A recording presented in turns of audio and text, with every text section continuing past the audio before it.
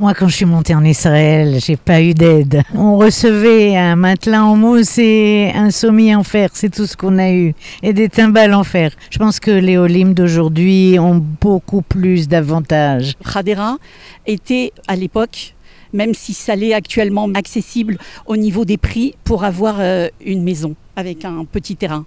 On voulait garder ça, mais les prix ont flambé. On a beaucoup d'activités avec ma femme et la pétanque, ça en fait partie.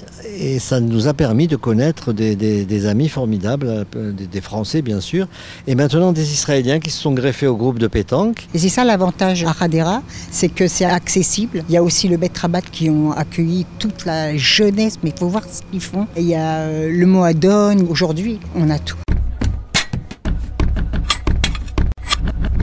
Voilà, nous avons décidé d'aller visiter la ville de Hadera, plutôt de donner la parole à ses habitants, ces francophones qui ont décidé d'y vivre. Alors, c'est une ville située entre Tel Aviv et Haïfa, avec plus de 100 000 habitants, connue pour sa grande centrale électrique et malheureusement ses requins, ses plages magnifiques, son parc naturel de l'hibiscus et son ambiance familiale. Alors, Hadera attire bien évidemment depuis des années de nouveaux habitants venus chercher la qualité de vie, la nature, les balades évidemment, et puis des Olim de France, des femmes, des hommes ont décidé de faire le choix de Hadera. Alors, pourquoi cette ville les a séduits? Qu'est-ce qu'ils y ont trouvé? Quels ont été les défis qu'ils ont dû relever? Est-ce qu'il y a des opportunités à Hadera? C'est un peu l'objet de cette émission. On espère que vous trouverez dans leurs réponses des réponses aussi pour vous. On est ravis d'être là et on va tout de suite vous les présenter. On va commencer avec Madame Partouche. Voilà, bonjour. Bonjour. Bienvenue. Ça fait à peu près 15 ans que tu es à Hadera? Oui, 15 ans. Donc je suis Carole Partouche, j'ai 4 enfants et je suis mariée. On a fait une alia bowling. Michel Benoliel. Oui.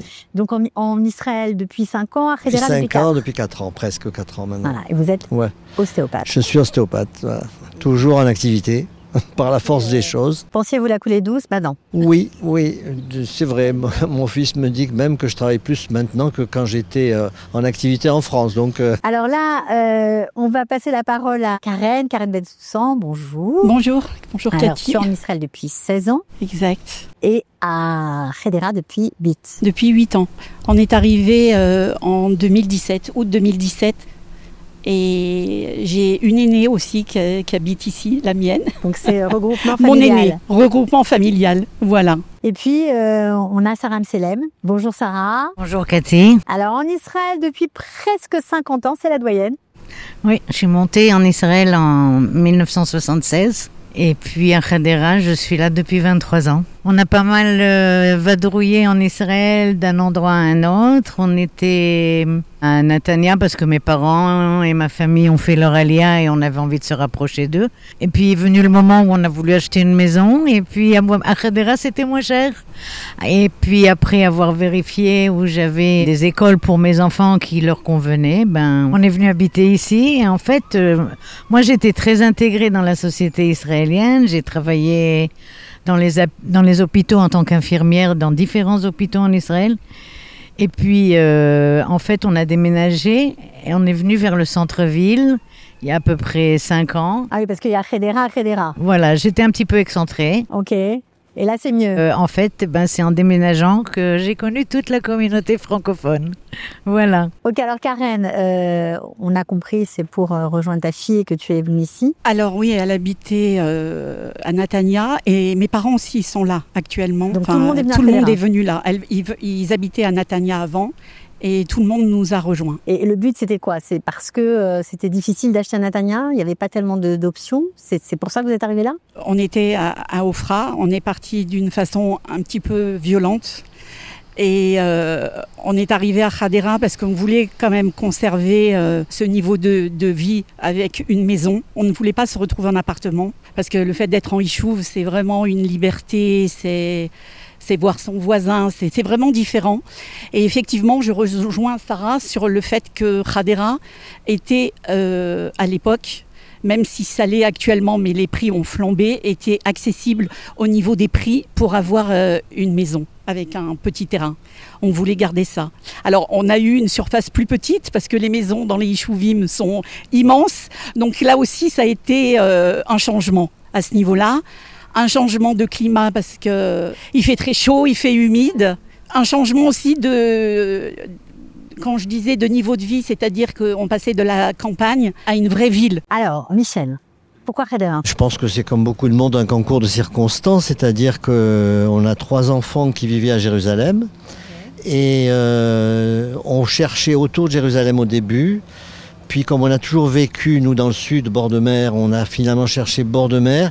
Et vu les prix, on est monté de plus en plus vers le nord jusqu'à arriver à Hadera.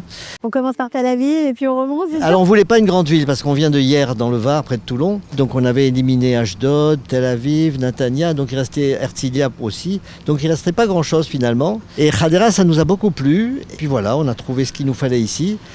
Et alors, contre toute attente, nos 3 enfants ont quitté Jérusalem pour venir habiter 2 à Hadera et une à Pardes Chana. C'est le bonheur. Donc c'est le bonheur. Tous les enfants et les petits-enfants sont pas loin de nous, c'est génial. Ok. Alors et toi? Nous, on est venus pour les enfants. En fait, moi, j'habite une très belle communauté à Épinay, en France, dans le 93. Mais on ne voyait pas du tout les enfants grandir, voilà. Et un jour, mon mari a rencontré un ami qui lui a parlé de Monsieur Shalom Var. Donc on a fait le séminaire.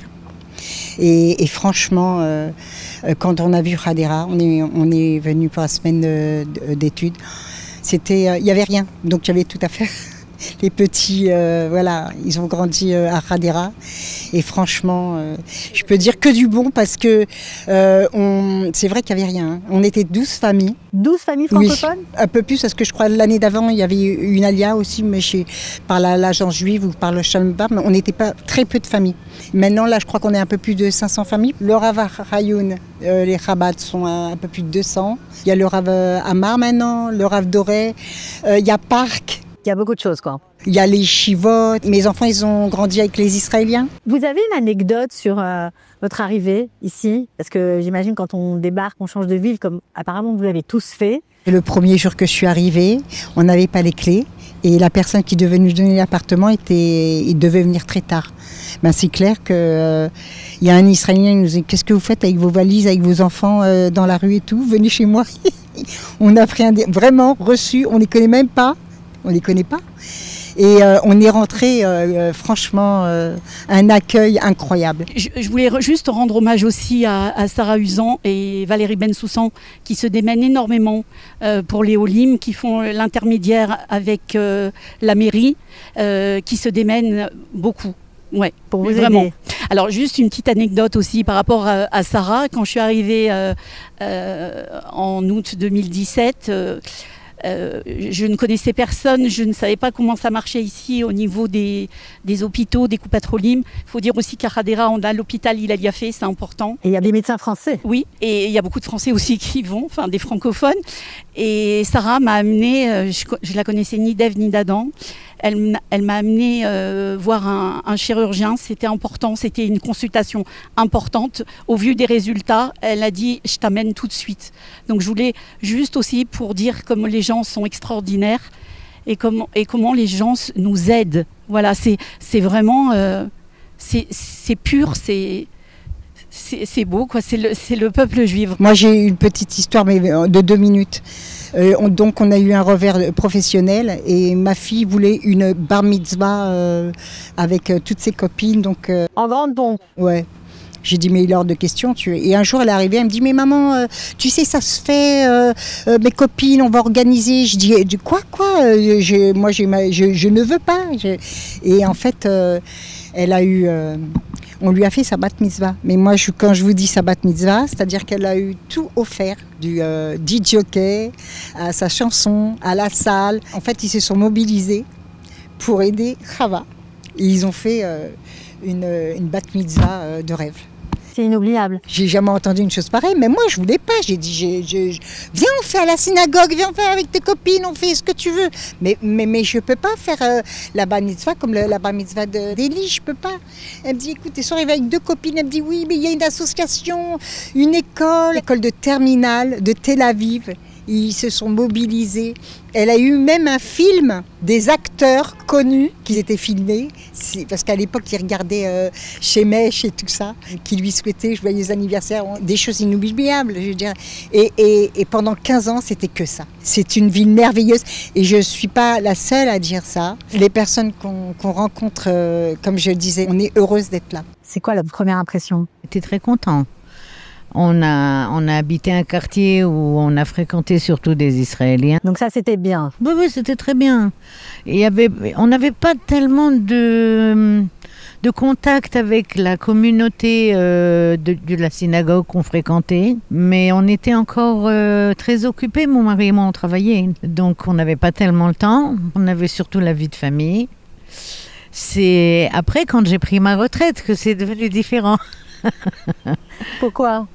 Parce que j'ai voulu rester active, donc j'ai cherché des occupations. J'ai connu Carole à 2 cours de couture, c'était très sympa. J'ai connu Karen en allant à des cours de Torah et on est devenus amis.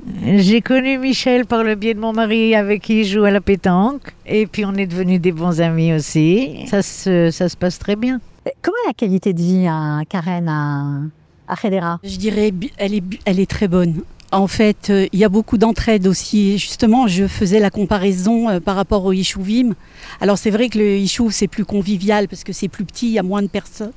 Mais par rapport à l'entraide, je trouve que c'est extraordinaire. Il y a des communautés aussi qui sont très actives, qui rapprochent les gens. Il y a sans arrêt des soirées de femmes avec les Afrachatrala, plein de choses qu'elles font pour les soldats. Alors moi, j'y vais pas à chaque fois, c'est pour ça que je dis qu'elles, parce qu'elles ont un mérite extraordinaire. Justement, par rapport à la guerre, on sent vraiment qu'on est, même si on est dans une grande ville, on sent que c'est un seul peuple, une famille, en fait, même à Hadera. Michel, comment ça se passe pour vous au niveau de la qualité de vie? Alors apparemment, vous jouez à la pétanque. Oui, en fait, on a beaucoup d'activités avec ma femme et la pétanque, ça en fait partie. Et ça nous a permis de connaître des amis formidables, des Français bien sûr, et maintenant des Israéliens qui se sont greffés au groupe de pétanque. On s'est fait des amis, je pense, comme on s'en est jamais fait en France. Vraiment ? Vraiment. Pourquoi ? On est un groupe d'amis, je sais pas.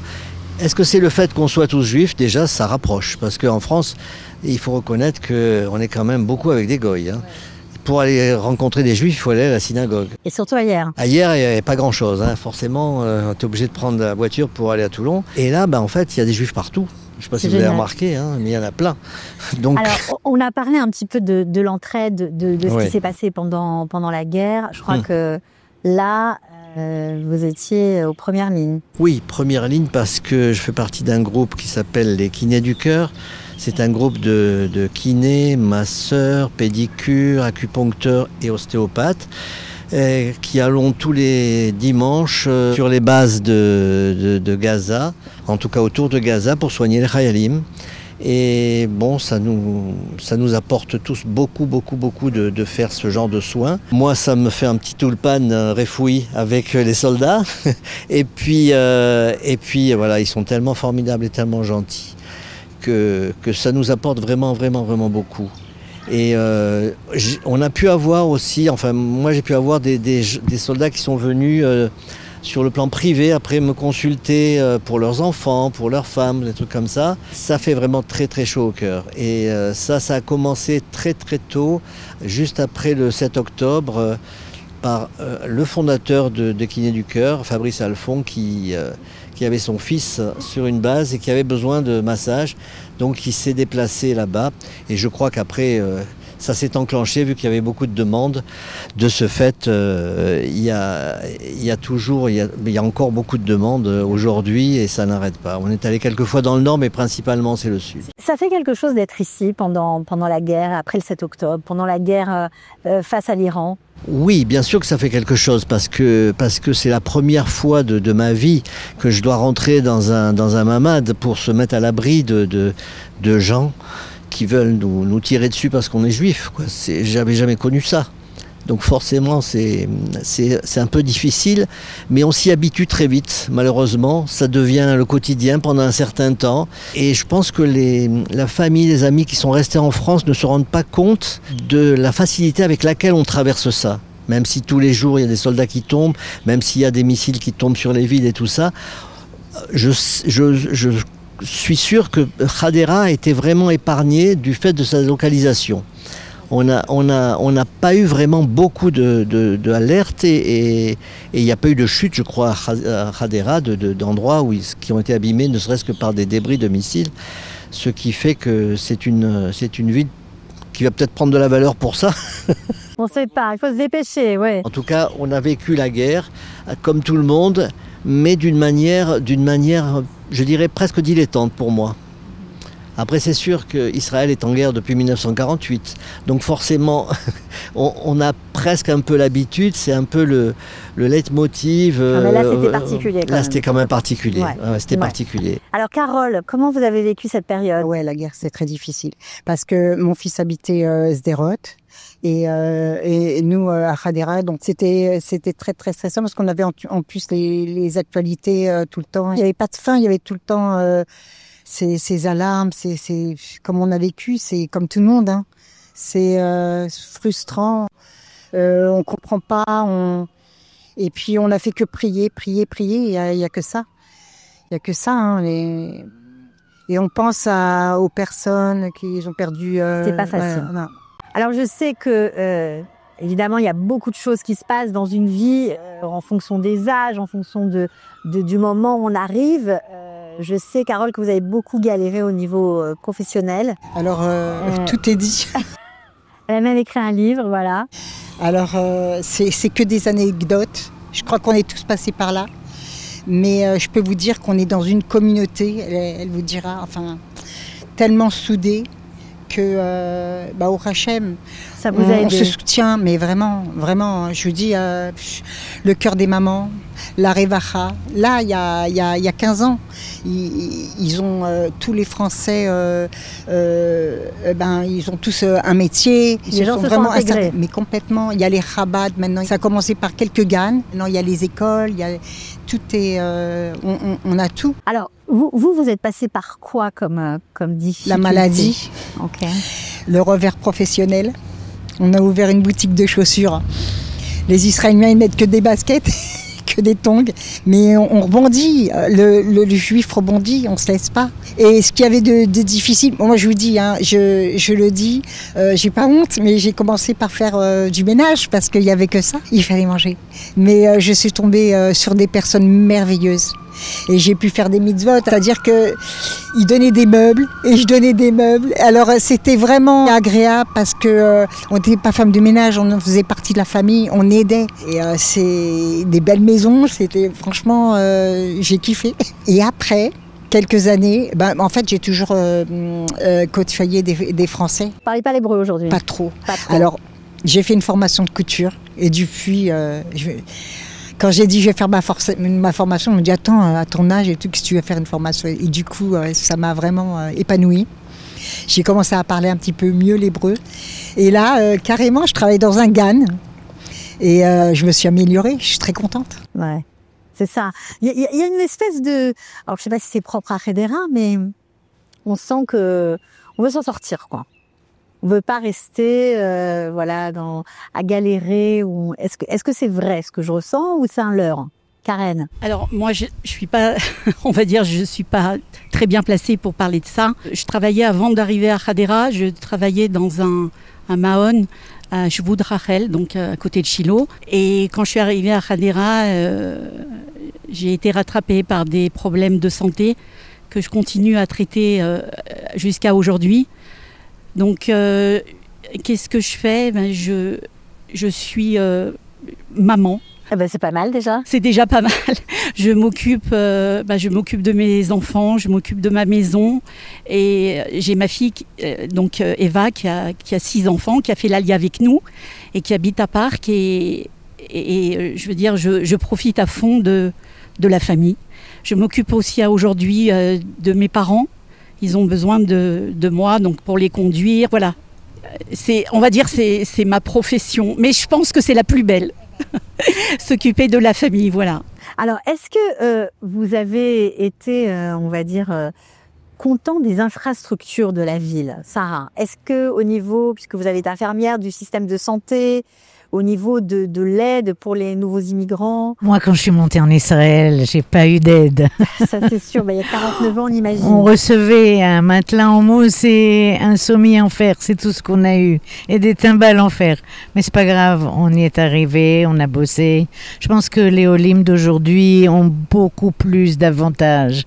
Et là, il faut saluer Kalita qui fait aussi un très bon travail pour eux. Et j'en suis contente pour eux. Je suis contente pour eux que c'est plus facile que ça n'a été pour nous. D'un autre côté, je crois que cette facilité, elle a aussi un contre-effet. À mon grand regret, les Olim qu'il y a à Hadera ne sont pas intégrés dans la société israélienne.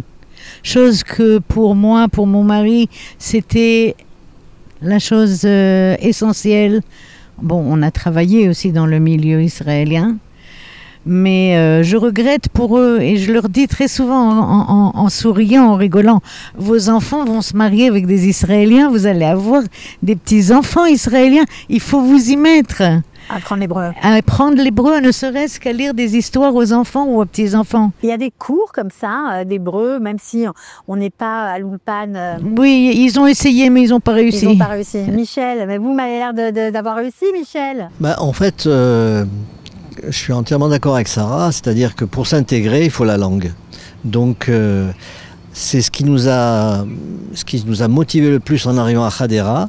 C'était bien sûr les coups de fil pour s'abonner à Internet, pour ne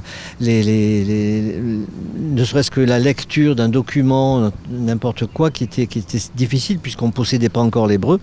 Et je ne dis pas qu'on le possède, mais disons qu'on se débrouille quand même pas trop mal maintenant. Et on a connu un organisme qui s'appelle Olim Service. Donc on a payé pendant quelques mois pour avoir justement de l'aide sur ce plan-là. Et comme on a enchaîné avec l'Ulpan, donc forcément on s'est intégré beaucoup plus facilement par la langue. En plus, moi je travaille en tant qu'ostéopathe, j'ai travaillé avec des Israéliens. Et puis forcément on est obligé de parler l'hébreu. Avec ma femme, on fait également partie d'un orchestre. On joue dans un petit orchestre à Or Akiva où il n'y a que des Israéliens. Mais extraordinaire, qu'est-ce que vous jouez? Moi, je joue de la clarinette et ma femme de la flûte traversière. C'est trop sympa. Et donc, et c'est très sympa parce que on est un très bon groupe. Moi, je trouve que notre alia est une alia nos enfants nous le disent, c'est une alia qui réussit. C'est sûr que c'est pas toujours très facile, mais on a mis... et ma femme a beaucoup poussé pour qu'on apprenne l'hébreu. Elle voulait absolument maîtriser l'hébreu. Et elle continue à en faire encore un petit peu. L'hébreu, moi un peu moins. Je suis un peu flemmard, je reconnais. Bon. C'est pas grave, on vous pardonne. Vous faites plein de choses à côté. Voilà, on fait beaucoup de choses. Et puis, bien sûr, il y a les petits-enfants, comme tous les grands-parents. On a aussi des petits-enfants qui nous prennent aussi beaucoup de temps, avec grand plaisir du reste. Alors, c'est quoi le spot préféré à tous là? L'endroit où vous préférez vous détendre, vous amuser Est-ce que c'est la plage? Est-ce que c'est des balades dans la nature? Dans les parcs, il y a plein de parcs qui paraissent ici. Nous, on est très nature. Il y a tous les plages d'Olga où il y a un peu de monde, mais au sud d'Olga, il y a une réserve. Ce sont des criques magnifiques. D'après les analyses, l'eau la plus pure est celle de Hadera, malgré l'usine. Donc forcément, il y a Sdotiam, il y a plein de coins qui sont magnifiques. Et puis dès qu'on monte un petit peu vers Narcholim, Chof Abonim et tout ça, ce sont des plages qui sont magnifiques. Donc on aime beaucoup la plage. Mais il y a aussi la nature. Il y a des coins sympas un peu partout. Et on est plutôt... et nos petits-enfants adorent ça. Et c'est un privilège pour nous de dire que voilà, nos petits-enfants préfèrent faire une sortie, un tioul nature que de regarder la télé. Ça vous fait plaisir. Ah oui, ça nous fait plaisir. Carole? Je sors pas trop, mais je sais qu'on prend un bus, on peut aller n'importe où aux environs. Les transports, c'est facile ici. Oui, oh là là, on va en 1 heure, on est à Césarée. C'est surtout les enfants, ils ont bien profité. Je sais qu'ils font beaucoup de tioul, ils profitent. Je vous dis, moi, les premières années, je sortais du centre, je longeais à Rav Kook, là-haut. Des maisons, on se croirait à la petite province. Je veux dire, là, il y a quelques années, il y a des cités. On peut dire que maintenant, c'est des grands immeubles. Hadera, c'était que des petites maisons. Là, ça a changé beaucoup. Ouais. Mais on s'éloigne un peu. On a On se sent très très bien. Karen, il y a un endroit préféré? C'est vrai que ça reste la plage avec les criques. Il y a la plage de Mirmorette aussi, qui est pas très loin, qui est très belle. Il y a Narchonim aussi, c'est magnifique. Zichron Yaakov, Césarée, enfin ça fait rêver. C'est vraiment des coins très sympathiques. On peut vite. Alors on reste pas sur Hadera même, mais on s'éloigne pas tellement. En fait. Sarah aussi, c'est pareil? Mon mari et moi, on adore aussi aller voir des spectacles. On pratique bien la langue, donc on n'a pas de problème, que ce soit des pièces de théâtre, des comédies musicales ou des spectacles de chanteurs. Et s'il le faut, on voyage là où il y a. Oui, Hadera, c'est pas mal, mais sans plus. Sur le côté culture, il n'y a pas beaucoup de choses. Enfin. C'est ce que vous regrettez? Oui. Mais j'ai été très contente de rencontrer des personnes extraordinaires, même si, point de vue de mentalité, je suis plus vraiment une Française, mais je ne serai peut-être jamais à part entière une Israélienne. Mais j'ai connu des personnes extraordinaires dans le monde francophone, avec qui je partage beaucoup de choses et que ça m'enrichit. Et je ne regrette en rien, mais j'essaye de les inciter à se rapprocher justement des Israéliens. J'essaye de montrer un exemple, j'essaye de solliciter. Alors Michel, j'imagine que toutes ces activités dont vous nous avez parlé vous ont aidé à vous intégrer aussi. Oui, ça aide beaucoup parce que ça fait connaître du monde et c'est très sympa. On avait à peu près le même genre d'activité en France. Et ici, on a tout retrouvé et j'allais dire en mieux. Enfin, on avait une qualité de vie extraordinaire ailleurs, vraiment extraordinaire. Et là, on a les enfants, les petits-enfants et on fait la même chose. Et les Israéliens, comment ça se passe? Est-ce que j'imagine ça se passe que bien. L'orchestre ailleurs et l'orchestre c'est pas la même chose. À Or Akiva, c'est pas pareil. C'est pas la même chose. Vous avez dû remarquer que les Israéliens, quand ils parlent entre eux, on a toujours l'impression qu'ils s'engueulent, ils crient, ils parlent toujours fort. Ils font pareil quand ils jouent toujours fort. Même quand il y a marqué piano, ils jouent forté. C'est assez rigolo. C'est un groupe qui est très sympa et c'est vraiment un plaisir. On a fait partie 3 années d'affilée du festival. On est allé au festival de Kfar Saba où on était 400 musiciens sur scène. Kfar Saba avait invité plusieurs orchestres de la région, Natania, Haïfa, Hadera, y compris l'orchestre de Tzahal. C'était vraiment génial. Vous avez plein de souvenirs dans la tête. Ah ouais, plein, c'était génial. Feu d'artifice à la fin, derrière la scène, enfin on s'est dit, mais où on est tombé, quoi. C'est quoi le plus beau, vos souvenirs? Le plus beau de mes souvenirs, il y en a beaucoup, mais quand j'ai entendu ma petite fille me dire « Papi, mataoussé », alors qu'elle parlait que le français, et qu'elle m'a demandé en hébreu, je dis pour elle c'est naturel, alors que déjà pour moi c'était pas naturel de parler l'hébreu. Vous avez pu répondre? J'ai pu répondre, ouais, j'ai pu répondre. Ça fait plaisir de voir ces petits-enfants israéliens. Oui. C'est une fierté. Oui, c'est une grande fierté. Alors, Carole, juste parce que c'est vrai qu'on a parlé de beaucoup de choses, mais on n'a pas parlé de la vie juive à Hadera. Parce que c'est pas on a dit que c'était une ville qui n'était pas vraiment religieuse, ou en tout cas qui n'était pas forcément connue pour ça. Est-ce qu'on peut vivre son judaïsme librement? Est-ce qu'on peut manger cachère? Est-ce que c'est facile à Hadera? Moi, je pense. La preuve, c'est que nous, on a gardé justement notre derrière. On a élevé nos enfants de façon que ça doit être comme ça et pas autrement. Et on les a emmenés dans des écoles religieuses. Et franchement, oui, on a trouvé parce qu'il y a de tout. Il y a des Chiloni, il y a des Dati Leumi, et vraiment, on est accès. On peut trouver exactement ce qu'on veut. Et c'est ça l'avantage à Hadera, c'est que c'est assez accessible. Et il y a aussi le Bet Rabat qui ont accueilli toute la jeunesse, mais il faut voir ce qu'ils font. Il y a le Moadon, on est vraiment, aujourd'hui, on a tout. Au niveau de l'éducation, au niveau des crèches. Monsieur Sarfati, il a une crèche, des mamans ont une crèche. Il y a beaucoup de structures pour les enfants. Pour élever les enfants, c'est nous, pratique. Nous, je vous dis, on a été dans les écoles israéliennes et c'est très bien comme ça parce qu'ils ont tout de suite, ils se sont intégrés, ils ont parlé tout de suite hébreu. Maintenant, moi, je ne peux pas témoigner de Olim Khadashim de moins de 5 ans, par exemple, mais je sais, on se voit à la choule, on est tous contents de Hadera. Vraiment, on est contents, tout le monde est content. C'est facile, Karen, de manger cachère ici? Oui, complètement. Ah oui? Oui. Parce qu'on a l'impression que non, justement. C'est une fausse... Ah non, pas du tout. C'est un préjugé. Non, il y a 3 grands canyons. Et puis il y a des restaurants, on peut manger des sushis, on peut manger des grillades. Non, il y a beaucoup de restaurants cachers. C'est important. On peut sortir. Voilà, tout à fait. Et puis, comme je rejoins aussi ce que disait Carole, au niveau de la vie juive, il y a tout qui est organisé pour les petits, pour les grands, pour les seniors. Il y a des tioulim qui sont faits, vraiment. Et j'encourage les gens à venir à Hadera parce qu'en fait, il y a tout. Il y a la communauté, il y a la plage, il y a les communautés juives, il y a Chabad, il y a Dati Leumi, il y a Shivet Achim, il y a Kavod HaTorah. Ce sont vraiment... il y en a pour tous les groupes. Hein. Voilà, il y a toutes les saveurs et chacun trouve sa place. Voilà. Ok, et puis celui qui a envie, qui n'est pas religieux, qui a envie d'être plus avec des Israéliens, il y a aussi la place. Bien sûr. Sarah ? C'est une petite parenthèse.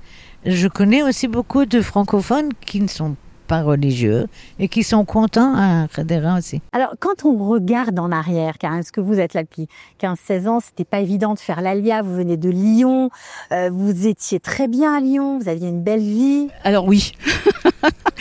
Oui. Un confort matériel, etc. Complètement. En fait, on venait d'acheter un loft qu'on avait entièrement refait et qu'on venait d'emprunter pour payer sur 25 ans. Bref, je le dis parce que, comme tout le monde, on est resté 2 ans. J'ai eu la chance de tomber enceinte. Et comme tu sais, j'ai accouché le lendemain de l'Alia. C'est vrai que ce sont des super souvenirs, mais les Villeurbanais nous ont pris pour des dingues. Parce que de tout lâcher comme ça, alors que tout nous souriait, qu'on avait une vie rangée, que les enfants allaient à l'école juive qui était à 100 mètres de la maison, et qu'on venait d'acheter vraiment quelque chose de magnifique, de partir comme ça.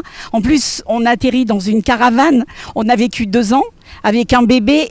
C'est vrai que ça a été un choc. Et le deuxième choc, il a été quand on est venu à Hadera, comme ça a été en fait au niveau de tout. C'est une deuxième Alia. Voilà, exactement. Il a fallu réapprendre à vivre autrement et surtout à se faire des amis. Et après 50 ans, c'est pas évident. Alors, il y avait des Lyonnais quand on est arrivé, donc c'est vrai qu'il y a des familles qui nous ont pris dans leurs bras. Après, ça a été facile, mais c'est le changement en fait. Et il faut savoir qu'on est arrivé le 31 août et les filles, elles reprenaient le 1er septembre dans une école qu'elles ne connaissaient pas, avec des gens qu'elles ne connaissaient pas. Donc, moi, je dis bravo. On les a aidées, elles aussi ? Oui, bien sûr, bien sûr. Ouais. Oui. Alors, justement, quand on regarde en arrière tout ce chemin parcouru, on regrette ou pas ? Ah non, pas du tout. Mais pas du tout. Mais malgré tout, malgré la guerre, malgré tout ce qui se passe, malgré les pleurs, les choses difficiles qu'on vit, mais si c'était à refaire, je le referais. C'est magnifique. Heureusement qu'on est en Israël. Grâce à Dieu, on sent vraiment qu'on est ensemble, qu'on vit quelque chose. On est vraiment les acteurs de notre histoire. Et je suis très fière d'avoir pris le train à temps. Et je voulais aussi rendre hommage à Sarah parce que Sarah, je l'ai rencontrée à Hadera. Et c'est grâce à Sarah que j'ai marié ma fille avec un garçon qui habitait Hadera à l'époque. Ils sont à Harish maintenant. Donc je veux dire, Hadera, c'est dans mon cœur. J'ai essayé d'aider là où j'ai pu, comme j'ai pu, dans différents domaines. Et c'est vrai que ça donne beaucoup de satisfaction. On a envie de les voir progresser, on a envie de les voir, de se sentir bien, d'affronter leurs petits problèmes, si on peut leur donner un petit coup de main. Moi, en tant qu'infirmière à la retraite, j'ai été mis en contact avec des Olim Chadashim qui avaient besoin d'un soin médical. Et justement, Valérie Bensoussan m'a envoyé certaines personnes à qui j'ai pu rendre service. Et oui, c'est très difficile quand on est malade et qu'on ne parle pas la langue. On comprend en rien, plus, tu nous racontes, en c'est plus, pas facile. J'ai pu accompagner aussi des personnes à l'hôpital pour faire des opérations, chez des visites de médecins, pour des soins, pour des piqûres, pour des pansements. Tout ce que j'ai pu faire. Une dame qui était sortie de l'hôpital qui avait besoin de piqûres d'anticoagulants, elle pouvait pas se les faire toute seule. Et tous les jours j'étais chez elle, mais je l'ai fait avec tout mon cœur, avec tout ce que je pouvais lui donner de réconfort. C'est surtout du réconfort. Et si je peux me permettre, en fait, pour résumer comment on se sent après presque 50 ans en Israël. Je vais vous raconter une petite anecdote. C'est que je suis volontaire au Lion du Front. C'est une association israélienne. Et le mardi, on fabrique des chalotes, des gâteaux, des petits gâteaux, des sucreries pour les chayalim. Je sais que ça leur fait beaucoup de bien, mais ça nous fait aussi énormément de bien. Et la semaine dernière, il y a un petit soldat qui est rentré. Il nous a dit que ça faisait 3 mois qu'il était en Milouim, que la semaine dernière, ils n'ont pas pu ouvrir la cuisine parce qu'il y avait un problème d'électricité.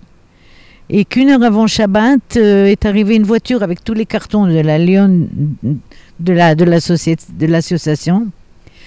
Et vraiment, il y a aussi un chef qui cuisine là-bas le mercredi, le jeudi. Et en fait, il s'est arrêté pour faire le plein d'essence dans sa voiture. En descendant, il a vu le logo de la Lyon et il est rentré pour nous remercier. Alors, si je peux résumer et la guerre et 50 ans de vie en Israël, c'est l'amour qu'on peut se donner les uns les autres. Sur ce, on doit travailler pour qu'on soit un pays en paix et vivre notre judaïsme et notre identité juive le mieux possible en Israël. Ok, merci Sarah. Michel, alors Hedera, on conseille à tout le monde ou pas? Parce qu'il y a plein de Français qui vont vous regarder. Nombreux sont ceux qui nous regardent et qui ne sont pas encore là. Sinon, peut-être pas le courage. On va pas les blâmer parce que c'est pas toujours facile. Oui. Ils ont l'impression que c'est très difficile. J'imagine que vous aussi, vous aviez peut-être ce sentiment-là. Par rapport à Sarah et son mari, je pense que nous, c'était le tapis rouge. On est arrivé, on a eu le billet payé, le sal clita, l'ulpan gratuit, enfin plein de choses, des taxes, plein d'avantages fiscaux sur le plan du fait qu'on soit au Lim. Donc tout ça, ce sont des avantages déjà. Et après, chacun trouve, je dirais, son mazal, entre guillemets. Chacun va trouver ce qui lui convient. Après, je sais pas, moi je sais qu'on est très content d'être ici à Hadera parce que on a retrouvé le bord de mer, on a retrouvé des amis, on a retrouvé des activités musicales, sportives, etc., etc. J'ai repris le golf depuis 2 mois là, donc encore avec d'autres amis. Quoi, à Hadera, en gros. Exactement. Moi je rajeunis à Hadera. Mes 4-5 ans que j'ai passé en Israël, c'est que du bonheur, que du positif pour nous. Carole, on conseille cette ville aux nouveaux immigrants? Bien sûr. Moi, franchement, c'est que de la hardoute, que du bonheur. Donc en plus, on peut dire, vous l'avez dit au cours de cette conversation, les prix sont abordables. En tout cas, c'est pas encore les prix de Tel Aviv ni de la Tania. On peut encore se loger à Hedera, Karen, et on finira comme ça. On peut se loger encore à Hadera, mais il faut se dépêcher parce que ça a énormément flambé. Nous, on a acheté la maison en 2016 ici. Aujourd'hui, ça a pratiquement doublé en 8 ans. Il faut venir tout de suite. Ne pas attendre ni 2 mois, ni 3 mois, c'est maintenant. Bon, alors en tout cas, merci pour être venu dans ce bel endroit. On va le citer parce que c'est un lieu, ça se voit pas comme ça, mais chargé d'histoire. C'est le Café Feinberg, un café cachère dans la ville de Hedera. Je crois que c'est un endroit où vous vous réunissez assez souvent. En tout cas, voilà, merci d'avoir été avec nous. On vous souhaite de continuer à être heureux ici, à faire plein de choses, parce que je suis sûre que vous allez encore trouver une nouvelle activité, vous, c'est sûr. Donc à bientôt, merci à tous.